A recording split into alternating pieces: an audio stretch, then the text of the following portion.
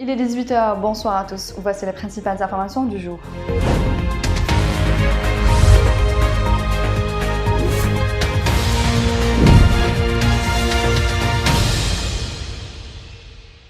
Il a été mis fin ce mercredi aux fonctions de 3 cadres relevant du secteur de l'agriculture qui occupaient des postes de responsabilité à la tête des directions relevant de ce secteur, indique un communiqué du ministère de l'Agriculture et du Développement rural. Il s'agit de la directrice du foncier agricole, du directeur général de l'Office national interprofessionnel du lait, ONIL, et du directeur général de l'Office de développement de l'agriculture industrielle en terre saharienne, ODAS, précise le communiqué.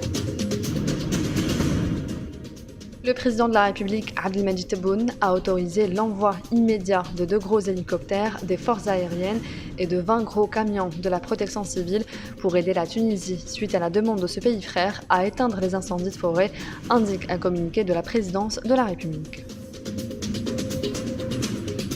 Pas moins de 306 palmiers et 3,5 hectares de couvert végétal ont été détruits par le feu suite à un incendie qui s'est déclaré dans une zone agricole de la commune de Tindla, dans la daïra de Jema'a, Wilaya El Mreyyel, ont indiqué ce mercredi les services de la protection civile. L'unité secondaire de la protection civile de Jema'a, appuyée par l'unité principale d'El Mreyyel, ont maîtrisé le sinistre qui s'est déclaré hier mardi dans la zone agricole de Sidi Farhat Shraka, a expliqué le directeur par intérim de la protection civile d'El Mreyyel, le capitaine Zoubeli Boumediene, ajoutant que 334 palmiers ont pu être sauvés et protégés des flammes.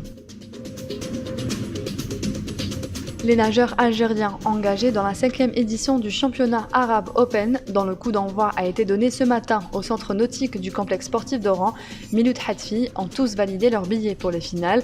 La participation algérienne dans les éliminatoires programmées au cours de cette première journée de la compétition a concerné uniquement les garçons.